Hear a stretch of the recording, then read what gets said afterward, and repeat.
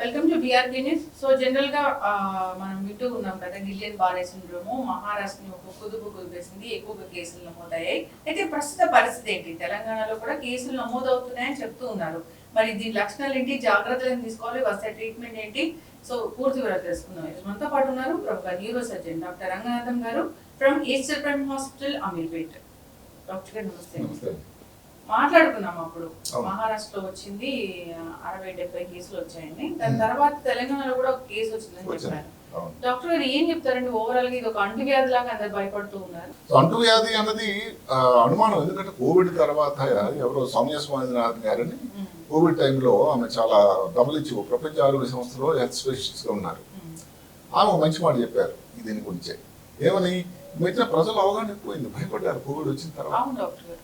Social media కానీ, పేపర్లు కానీ, ప్రింట్ మీడియా కానీ, ఎక్కడన్నా ఇదిగో అంటే ఇప్పుడు ఎక్కడో చైనాలో జలుబు వచ్చిందని ఇక్కడ తగ్గడం, అలాంటి పరిస్థితి మంచిది. అందువల్ల ఇప్పుడు ప్రజలు తొందర అయింది. ఏమిటిది ఇంకొక చిన్న తేడా ఏమిటంటే, సంవత్సరానికి పెద్ద పెద్ద హాస్పిటల్లోనే 1,00,000 జనాభాకి ఒక్క కేసు రావాలి. మనం చేసేసరికి 63 కేసులు అని చెప్పుకున్నాం. ఇప్పుడు మరి 166, 167 అయిపోయినాయి ఒక్క పుణ్య ప్రాంతంలో. అది అందరినీ కలిసివేస్తున్నటువంటి పరిస్థితి. ఎందుకు ఇలా జరిగింది?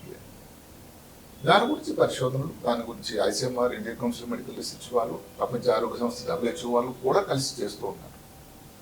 చివరికి ఈరోజు సమాచారం ఏమిటంటే, అక్కడ మనం చెప్పుకున్న దయారి, కడక్వాసల, తిరుకత్వాడి అనే గ్రామాలకు ఈ మధ్య కాలంలో పూణే కార్పొరేషన్లో 23 గ్రామాలను కలిపారు.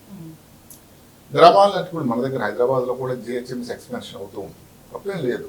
ఇబ్బంది ఎలా ఏమిటి, కార్పొరేషన్ పెరగడం వల్ల పరిస్థితులు పెరిగే గ్రామాల్లో లేదు. ఈ గ్రామాలకు వస్తున్నటువంటి నీరు పక్కనే ఉన్న ఖాడక్వాసల డ్యామ్ అని, ఆ డ్యామ్ నుంచి వచ్చినటువంటి నీరు పరిశుద్ధమైన నీరు కాదు. ఇంకా ఈ ప్రాంతాల్లో, ఈ గ్రామాల్లో ఇప్పుడైతే కార్పొరేషన్ అయిపోయింది, పూణే కార్పొరేషన్లో ఎందుకు జరిగింది అని అంటే, ఇప్పుడు అక్కడ ఉండేటువంటి రియల్ ఎస్టేట్ పెద్ద భూమి ఉందట ఎక్కడ పూణేలో. అంటే హైదరాబాద్, బెంగళూరు, బాంబే లాగా అయిపోయింది. అక్కడ ఉన్న industries, education institutions, IT hub. So అందరి దృష్టి అక్కడ జరిగింది. భారతదేశంలోనే జరుగుతున్న రియల్ ఎస్టేట్ వ్యాపారంలో 18% రియల్ ఎస్టేట్ వ్యాపారం అక్కడ జరుగుతుందని నమ్మండి. మరి అంతవరకు కార్పొరేషన్ పెంచారు, సంతోషమే. గ్రామాలకి కనీస సౌకర్యాలు ఏది, నీరు కానీ, సీవేజ్ డిస్పోజల్ అంటే మురికి నీరు ఉంది, మరిన్ని పదార్థాలు ఉంటాయి, అవన్నీ డిస్పోజల్ కానీ, ఓపెన్ స్పేస్, ఒక చిన్న పార్క్ అంటూ లేదని. ఇలాంటి పరిస్థితుల్లో ఉంటే ఏ సిటీలో, ఏ నగరం, ఎక్కడైనా కానీ ఇలాగ తొందరగా చేసి కానీ కనీస సౌకర్యం లేకపోతే ఇబ్బంది వస్తుంది అని చెప్పడానికి ఇది ఒక పెద్ద నిదర్శనం. అక్కడ జరిగింది ఏమిటి, ఆ వాటర్ వస్తూ ఉంది. వాటర్ శాంపిలింగ్ చేస్తే ఆ శాంపుల్స్లో పర్టికులర్గా ఈ నీరు నుంచి వాటర్ తీసుకుంటున్నారు వాళ్ళు, బోర్వెల్స్. దానికి ఎక్కడ క్లోరినేషన్, ఒకసారి జరిగితే ఏమొస్తుంది, ఫిల్టరింగ్ లేదు. అలాగే RO ఫిల్టర్ ఉంటుంది, RO అంటే రివర్స్ ఆస్మోసిస్ అని, అందులో కూడా శాంపుల్స్ పాజిటివ్ వచ్చాయి, సరిగ్గా అవడం లేదు. అంటే ఇవన్నిట్లో కూడా వచ్చినది ఏంటంటే కాంపైలో బ్యాక్టీరియా జెజినై. సో చివరికి తేల్చింది ఏంటంటే వాటర్ పారిశుద్ధ్యంగా లేకపోవడం వల్ల. ఇంకా తెలిసిన వివరాలు ఏంటి, ఇప్పుడు వాటర్ పైకి వెళ్తుంది. ఇప్పుడు ఏదైతే మురికి నీరు వెళ్ళే సీవేజ్ వాటర్స్ అంటాం, ఆ పైపు పక్కన ఉంటే ఎంతండి, ఇక్కడ నుంచి అక్కడికి ట్రాన్స్మిషన్ అవుతుంది. శాస్త్ర ప్రకారం అసలు అర్బన్ డెవలప్మెంట్ ప్లానింగ్ ప్రకారం దీనికి దానికి 10 అడుగుల దూరం ఉండాలి. అలాగే సెప్టిక్ ట్యాంక్ ఉంది, వాటర్ ట్యాంక్ ఉంది, దగ్గర ఉంటే జరుగుతుంది అక్కడ. అది అందువల్ల ఏమిటంటే కనీస సౌకర్యాలు కల్పించడం అన్నది అందరికీ కూడా, అక్కడ పూణే కార్పొరేషన్ వారిని నిందించడానికి కాదు, ఎక్కడెక్కడైతే పట్టణాలు వ్యాప్తి చెందుతున్నాయో అక్కడ అన్నిటి దగ్గర కూడా ఇలాంటి ఇబ్బంది వచ్చే అవకాశం ఉంది. మామూలుగా శాస్త్ర ప్రకారం, మెడికల్ లిటరేచర్ ప్రకారం ఏంటంటే 30 నుంచి 50 కేసులు వస్తాయి, అవుట్ బ్రేక్ అంటారు. అంటే ఒక ప్రాంతంలో ఒకేసారి ఎక్కువ కేసులు వచ్చాయి. మరి ఇక్కడ 166 వచ్చాయి. అందువల్ల ప్రస్తుతానికి ఇంకో 3 కేసులు. ఒక అదృష్టం ఏమిటంటే ఈ ట్రెండ్ ఇప్పుడు డౌన్వర్డ్ ట్రెండ్ అయ్యి, అంటే రికవర్ అయ్యి ఉన్న వాళ్ళు ఎక్కువ అవుతున్నారు. ఇంకా ఒక 20 మంది ఇంకా మెంటల్ మీద ఉన్నారు. ఇది దేని మీద ఉంటుందంటే, ఇంకొక చిన్న ఇది ఎన్హాన్స్ బెంగళూరు వాళ్ళ స్టడీ ఏం చెప్తుందంటే, ఏదైతే కంపెనీలో బ్యాక్టీరియా జెజినై నుంచి ఎవరికైతే ఇన్ఫెక్షన్ వస్తుందో వాళ్ళలో రికవరీ స్లో ఉంటుంది. నరంలో ఒక ముఖ్యమైన భాగం ఉంటుంది, యాక్సాన్. బాడీ ఉంటుంది, ఏదైతే న్యూరాన్లో బాడీ, యాక్సాన్, డెండ్రైట్స్ అని ఉంటాయి. ఈ యాక్సాన్ అన్నది మిగతా అన్నిటికీ సమాచారం, అంటే ఏది మెదడు నుంచి మిగతా భాగాలకి అన్నిటికీ సమాచారాన్ని అందవేసేటువంటి ఒక ఛానల్. దాంట్లో ప్రాబ్లం అవుతుంది. అది ఉండేసరికి రికవరీ చాలా స్లో ఉంటుంది. అందువల్ల ఏమిటి, ఇప్పుడు ఇంకా కొంత ఈ సమాచారం ఏమొస్తుంది అని అంటే కాంపిలోబాక్టర్ జజునకి వాళ్ళ ఇబ్బంది వచ్చింది, దానికోసం నిర్ధారణ అయింది. ఇప్పుడు వాటర్ కోసం ఫుల్ టైమ్గా WHO అందరూ పనిచేస్తూ ఉన్నారు. కానీ జరగాల్సినటువంటి డ్యామేజ్ అయితే జరిగిపోయింది కదా. అదే కాకుండా ఇంకొక వడ్డీ అనుకోకుండా అదే సమయంలో జరిగింది ఏమిటంటే ఒక 13-14 కేసులు వెస్ట్ బెంగాల్లో, కొన్ని కేసులు మన అస్సాంలో, హైదరాబాద్లో ఒక కేసు. నిన్న అసలు ఏమిటి, ఒక 31వ తారీఖు జనవరిలో అడ్మిట్ అయిన ఒక పేషెంట్ చెన్నైలో మరణించాడు. ఆ టెస్టులు చేస్తే చనిపోయిన తర్వాత ఆ టెస్టుల రిపోర్ట్ వస్తే అది కూడా గిల్లెన్ బారీ సిండ్రోమ్. అంటే ఏమిటి, అక్కడ ఉత్తరాన సరే ఒక్క ప్రాంతం లేదు, పశ్చిమంలో పూణే ప్రాంతం, తూర్పులో కలకత్తా ప్రాంతం వెస్ట్ బెంగాల్, ఈశాన్యంలో అస్సాం, సౌత్లో చెన్నై, హైదరాబాద్. ఒక్కొక్క కేసు వచ్చినా కానీ అందువల్ల ఇదేమిటి కోవిడ్ లాగా ఇదేమన్నా కానీ అయిపోతుందా? దయచేసి అందరూ గమనించండి, గిల్లెన్ బారీ సిండ్రోమ్ అంటువ్యాధి కాదు. అయితే ఈ గిల్లెన్ బారీ సిండ్రోమ్ రావడానికి కారణమైనటువంటి కాంపిలోబాక్టర్ జజునై వల్ల వచ్చేది ఏమిటి, గ్యాస్ట్రోఎంటరైటిస్, లూజ్ మోషన్స్, పొట్ట నొప్పి, విరోచనాలు, నేల విరోచనాలు. ఇది దీనివల్ల ఒక్కొక్క ప్రాంతానికి నీరు కానీ సరిగా లేకపోయినట్టయితే ఇక్కడ ఒక ఫుడ్ సేఫ్టీ అని ఒక మాట వచ్చిందండి. ఫుడ్ సేఫ్టీ అంటే ఏమిటి, ఇప్పుడు ఎవరో వీధుల్లో పాపం వెండర్స్ అమ్ముతూ ఉంటారు, వాళ్ళ జీవనోపాధి. వాళ్ళు ఎంత శుభ్రమైన నీరు వాడుతున్నారు, స్టోరింగ్ ఫుడ్ని ఎక్కడంత చక్కగా దాస్తున్నారు, వాళ్ళకి ఏది సరైన టెంపరేచర్లో ఎక్కడన్నా కానీ రిఫ్రిజిరేటర్ సౌకర్యం ఉందా, లేదు కదా. తర్వాత ఎక్కడో మూల డింగి ప్లేస్ అంతా డర్టీగా ఉండేటువంటి ఏరియాలో బండి పెడతారు, జంక్ ఫుడ్ కాబట్టి అందరికీ టేస్టీగా అనిపిస్తుంది, పిల్లలు మామూలు డైలీ వేజ్ వర్కర్స్ అప్పటికప్పుడు భోజనం చేస్తున్నారు. కానీ వీళ్ళందరూ కూడా దానికి ప్రాబ్లంకి లోన్ అవ్వడానికి ఆస్కారం. ఇప్పుడు అందరి దృష్టి ఏమిటంటే ఇప్పుడు లక్కీగా డౌన్వర్డ్ ట్రెండ్ అయినా సంతోషమే. ఇప్పుడు రికవరీ బాగానే ఉంటుంది 90%, కానీ రికవరీ స్లో ఎవరిలో ఉంటుందండి, ఎవరైతే ఒక ఫాస్ట్గా వచ్చింది తొందరగా ర్యాపిడ్గా, అంటే ఇలా మొదలై ఇబ్బంది ఫటాఫట్. అంటే ఏమిటి, కాళ్ళలో 2 వైపులా. ఇదేంటి మళ్ళీ జబ్బుకి లక్షణం ఇంట్రెస్టింగ్ ఏమిటి, 2 వైపులా కాళ్ళు ఒకేలా వస్తుంది, సిమెట్రిక్. నెమ్మది కాళ్ళు చేతులు తిమ్మిలాగా మొదలై ముందు చెప్పుకున్నట్టుగా. ఆ తర్వాత అసెండింగ్, అక్కడ నుంచి నడుము విభాగం, ఇక్కడ ఇంటర్కోస్టల్ మజిల్స్, గాలి తీసుకోవడానికి ఉపయోగపడేటువంటి కండరాలు మెడ, అలాగే ఫేస్. ఎప్పుడైతే గాలి తీసుకునేటువంటి కండరాలు ఎఫెక్ట్ అవుతాయో, తొందరగా వెంటిలేటర్ మీద వెళ్తారో వాళ్ళు రికవరీ స్లో ఉంటారు. అది కూడా వెంటిలేటర్ మీద ఎన్ని రోజులు ఉంటే రికవరీ అనేది అంత స్లో ఉంటారు. ఇది అందరూ గమనించాలి. అంటే ఇప్పుడు ఎక్కడేమిటి భయపెట్టడానికి కాదు, కానీ ఒకవేళ కేసులు తగ్గాయి సంతోషమే, తర్వాత రికవరీ కదా ఎక్స్పెక్ట్ చేసేది. దానికోసం మందుల కోసం చేసినట్టయితే మనం ఇంతకుముందు ఆల్రెడీ ఇమ్యునోగ్లోబులిన్ కానీ లేకపోతే ప్లాస్మా ఫెరిసిస్, ప్రతిదీ కూడా దాని చిన్న కాంప్లికేషన్స్ కూడా ఉంటాయి. రికవరీ గురించే కాకుండా రిలాప్స్ అన్నది ఇది ఒక సూచన, హెచ్చరిక కాదు, సూచన. అంటే ఏమిటి, బాగా రికవర్ అయిపోయారు అనుకుంటాం, మళ్ళీ ఒక 3 వారాల్లో 2 వారాలు వస్తే అది వస్తుందట 10%. అలాంటప్పుడు మొదటిసారి ఏదైతే ఇప్పుడు మనం చెప్పుకున్నట్టు IVIG-గా లేకపోతే ప్లాస్మా ఎక్స్చేంజ్గా దేనికైతే వాళ్ళు బాగా రికవర్ అయి చేశారో దానికి అదే రకం వైద్యం చేయాలి అని. ఒక్కొక్కసారి వచ్చి ఇబ్బంది ఇంకా నెలలు కూడా ఉంటుంది, క్రానిక్ అని. ఏదైతే ఇప్పుడు గిల్లెన్ బారీ సిండ్రోమ్ అని ఎక్యూట్ అంటాం, అలా వచ్చి టకా మొదలైంది, అలా ఉంటుంది కొన్నాళ్ళు. దానికి ఒక్కోసారి కార్టికోస్టెరాయిడ్స్ కూడా యాడ్ చేయాల్సి ఉంటుంది. మామూలుగా గిల్లెన్ బారీ సిండ్రోమ్లో కార్టికోస్టెరాయిడ్కి పాత్ర లేదు, ఇస్తే ఇమ్యునోగ్లోబులిన్ కానీ లేకపోతే ప్లాస్మా ఎక్స్చేంజ్ కానీ.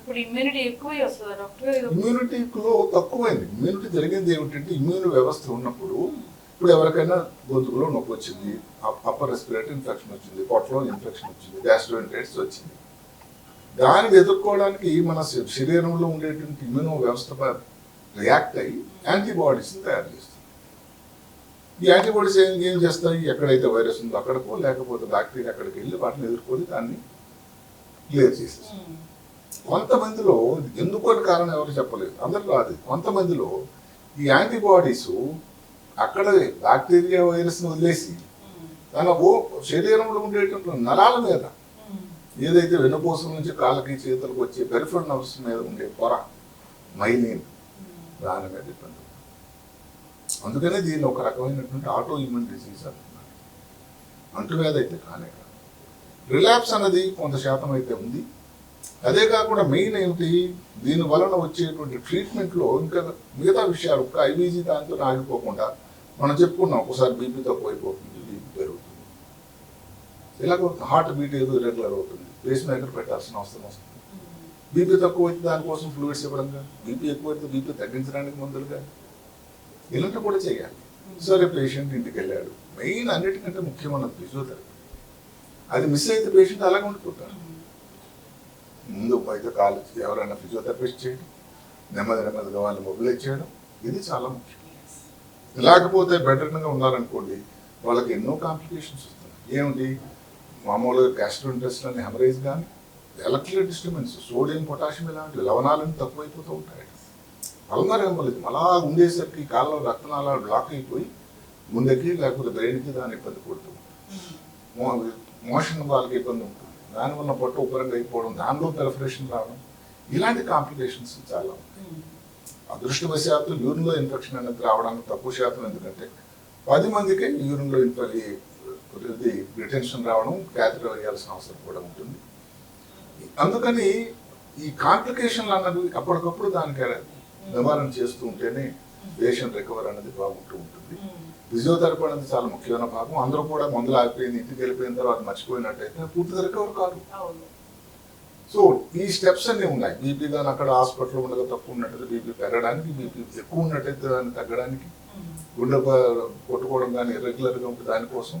అందుకని ఇది ఒక ఇన్స్టిట్యూషన్ ట్రీట్మెంట్ అవసరం, అన్ని సౌకర్యాలు ఉండేటువంటి ఒక పెద్ద హాస్పిటల్ అవసరం. ఎక్స్పీరియన్స్ లో ఇలాంటి కేసులు ఎన్ని చూసారు డాక్టర్? చూస్తూ ఉంటాం. అది అదే కదా, ఇది ఎప్పుడు 1919 నుంచి ఉన్న వ్యాధి అండి. ఇది ఏదో కొత్త వ్యాధి కాదు. అయితే ఇక్కడ ఇందాక చెప్పుకున్నట్టుగా ఏంటంటే ఒకేసారి ఒకే ప్రాంతంలో ఇన్ని కేసులు రావడం వల్ల, అది కూడా కోవిడ్ జరిగినటువంటి ఒక 3 సంవత్సరాల లోపల వచ్చేసరికి ప్రజల్లో ఆందోళన, భయం కావడం సాధ్యం. ఇంకొక మాట చెప్తాను, ఇప్పుడు మామూలుగా అందరూ అనుకుంటాం సంపన్న దేశం ఇంగ్లాండ్. మరి ఇంగ్లాండ్లో 1500 కేసులు ప్రతి సంవత్సరం వస్తాయట. అదే కాకుండా ఇప్పుడు లెక్కబట్టి మనం 1 లక్ష పాపులేషన్కి ఒక కేసు వస్తుంది చెప్పుకున్నాం కదా. ఇప్పుడు మహారాష్ట్ర తీసుకోండి, మహారాష్ట్ర 140 మిలియన్లట. అంటే ఎన్ని కేసులు రావాలండి? 2800 సంవత్సరంలో. అది నార్మల్, జనవరిలో వచ్చింది, ఇంకా 9వ తారీఖు రానే లేదు. ఈ లోపలే 167, 170 వరకు వచ్చేసే కేసులు అని ఒక భయం ప్రజల్లో. అయితే దీనికి చర్యలను తీసుకున్నారు, నీరు పారిశుద్ధ్యం చేస్తున్నారు, పరిశుద్ధమైనటువంటి వాటర్ సప్లై చేస్తున్నారు. మున్సిపల్ కార్పొరేషన్ పుణే వాళ్ళ ప్రయత్నం వాళ్ళు చేస్తున్నారు. దాని ఫలితాలు కూడా కనబడుతున్నాయి. ఎందుకంటే రికవరీ అనేది చాలా బాగుంది, ఎక్కువ మంది డిశ్చార్జ్ అవుతున్నారు, వెంటిలేటర్ మీద ఉండే వాళ్ళ సంఖ్య తగ్గిపోయింది. అయితే దీనివల్ల మనకు తెలిసేది ఏంటంటే అర్బన్ ప్లానింగ్ అన్నది చాలా ముఖ్యమైన విషయం. నగర వ్యాప్తి అన్నది ఒక అయినట్టయితే ప్లానింగ్ అన్నది, దానికి వాటర్ సప్లై ఉందా, ఈ మలిన పదార్థాల డిస్పోజల్ కోసం సెపరేట్గా పైపులు ఉన్నాయా, ఇది కానీ ఎక్కడెక్కడైతే లోపిస్తుందో ఇలాంటి ప్రాబ్లమ్స్ మళ్ళీ రావడానికి ఆస్కారం ఉంది. ఇది ఒక గుణపాఠం మనందరికీ. జాగ్రత్తలు అయితే తీసుకోవాలి డాక్టర్ గారు. మీరు అన్నట్లుగా కోవిడ్ నిబంధనలు పాటించకపోయినా మనం శుభ్రంగా ఉండడం అనేది అలవాటు చేసుకోవాలి. కోవిడ్ లో ఇవన్నీ ఏమిటంటే, ఇంకొకటి ఏమిటంటే, ఇది ప్రభుత్వం వారు ఇది కూడా ఆలోచించాలి. ఫ్లెక్సీలు పెట్టి ఎక్కడెక్కడితే ప్రాంతంలో స్పాట్ మ్యాప్ అని ఒకటి ఉంది, WHO వాళ్ళు ఇచ్చింది. అంటే ఈ ప్రాంతంలో ఇన్ని కేసులు ఉన్నాయి, మనం రోడ్డు మీద వెళ్తున్నాం, రోడ్డు ప్రమాదం ఎక్కువ జరిగే ఏరియా, జాగ్రత్తగా ఉండండి అని చూస్తుంటాం కదా. ఆ ప్రాంతంలో పెట్టాలి. అక్కడ వాటర్ తాగే ఉండదు, వేడి నీళ్ళే తాగండి, మీరు తీసుకునే కూరగాయలు ఏదో లేదంటే పళ్ళు 1-2 సార్లు కడగండి, చికెన్ నాన్ వెజిటేరియన్ తినే అలవాటు ఉన్నట్టయితే దాన్ని 75 డిగ్రీల సెంటిగ్రేడ్లో చేయండి, మీరు వాడే పాత్రలు ఇంకొకరితో షేర్ చేసుకోకండి, మీరు వాష్రూమ్కి వెళ్ళి వచ్చిన తర్వాత లేదు అంటే మీరు భోజనం చేసే ముందు చక్కగా సబ్బుతో కడుక్కోండి అని ఇలాంటి జాగ్రత్తలు ఉన్నాయి. అదే డాక్టర్ గారు, డాక్టర్లు జనరల్ గానే జాగ్రత్తలు చెప్తూ ఉంటారు. ఈ జాగ్రత్తల్ని ఓసిడి అనుకుని చాలా మంది జోకులు వేసుకుంటున్న వాళ్ళు కూడా మనం చూసాం. కానీ లోపం వల్లే వచ్చింది. ఖచ్చితంగా డాక్టర్ చాలా చక్కగా చెప్పారండి. గిలియన్ బారే సిండ్రోమ్ ఇదేం కొత్తది కాదు, కానీ ఇప్పుడు మాత్రం ఎక్కువగా కేసులు నమోదు. అందువల్ల ఇబ్బంది, ప్రమాదం. గత 25 రోజుల నుంచి అందరి నోట్లో నానుతున్నటువంటి పేరు గిలియన్ బారే సిండ్రోమ్. జాగ్రత్తలు తీసుకోవాలి, అందరూ హెల్దీగా ఉండాలి. సో హైజీన్ పాటించాలండి. చాలా ముఖ్యం, చాలా ముఖ్యం. అవుట్ సైడ్ ఫుడ్ అనేది మాక్సిమం అవాయిడ్ చేయాలి. చేయాలి. వాటర్ తీసుకునేటప్పుడైతే జాగ్రత్తలు అయితే ఇప్పుడు మామూలుగా అందరు ఇస్తున్నటువంటి సలహా కూడా ఏమిటంటే ఈ టైంలో ముఖ్యంగా అవుట్ సైడ్ ఫుడ్ అన్నది వదిలేయడం బెటర్, తీసుకునేటప్పుడు వేడి నీళ్ళు చేసుకొని వేడి నీళ్ళు వాడడం, ఇవన్నీ జాగ్రత్తలు తీసుకుంటే ఇబ్బంది రాకుండా ఉంటుంది. గిలియన్ బారే సిండ్రోమ్ అనే కాదు, జనరల్ గా కూడా బయట ఫుడ్ తీసుకోకూడదు అనేది ఒక అసలు అంటే వచ్చేసింది. ఇప్పుడు దానికి ఇప్పుడు విద్యార్థులు ఉన్నారు, డైలీ వేజర్ రోజువారీ కూలీలు ఉన్నారు, అనేది తించి తీసుకెళ్ళడానికి దీనికి భోజనంకి అవన్నీ కష్టం కదండి. అదే కాకుండా ఈ జంక్ ఫుడ్ అనేది ఒక పెద్ద అట్రాక్షన్ అండి, పెద్ద ఎడిక్షన్. మనం ఒకసారి చేసాం దాని మీద వీడియో. అయ్యో అది తినలేదు, అది తినలేదు, దాంట్లో taste చేయలేదా? ఉండేటువంటి సాల్ట్, ఆ షుగర్, ఆయిల్ వల్ల ఎంత రుచిగా ఉంటుందంటే అది ఒక ఎడిక్షన్ అంట. సాయంకాలం అయ్యేసరికి దాని దగ్గరికి మనసు లాగుతుంది. అవును. నాకు కూడా బ్రౌనీ తినే అలవాటు ఉంది డాక్టర్ గారు. ఆ బ్రౌనీ కోసమే అటు వెళ్తే బ్రౌనీ తినాలి. అందుకని అది ఏమిటంటే అది అందరికి ఎవరు పైసలు ఉన్నవాళ్ళు లేరని కాదు అక్కడ ఇష్యూ. ఆ అట్రాక్షన్, ఆ జంక్ ఫుడ్ లో ఉన్నటువంటి ఒక ఎడిక్షన్ గుణం అది. ఖచ్చితంగా డాక్టర్ గారు చాలా చక్కటి ఇన్ఫర్మేషన్ అండి. జాగ్రత్తలు తీసుకోవాలని కోరుకున్నాం. ఏదైనా కొంచెం ఇలాంటి లక్షణాలు కనిపిస్తున్నాయి, కాళ్ళల్లో లాగులు ఉన్నట్లుగా, నొప్పులు వస్తున్నట్లుగా కనిపిస్తున్నాయి, తిమ్మిరిలో నొప్పులు వచ్చి ఈ మధ్య కాలంలో 2 వారాల ముందు ఏది లూజ్ మోషన్స్ లాగా అయిందో వచ్చింది, మీకు గిలెన్ బారిని భయపడటం కాదు కానీ డాక్టర్ని సంపాదించాల్సిన అవసరం ఉంది. అక్కడ ఆ టైంలో కానీ వైద్యం కానీ సరిగ్గా డయాగ్నోస్ చేస్తే చాలా మంచి ఫలితాలు ఉన్నాయి. ఎవరైతే వెంటిలేటర్ వరకు వెళ్ళిన తర్వాత డాక్టర్ దగ్గరికి వెళ్తే రికవరీ అంత బాగా లేదు. ఇన్ఫర్మేషన్ అండి. నమస్కారం.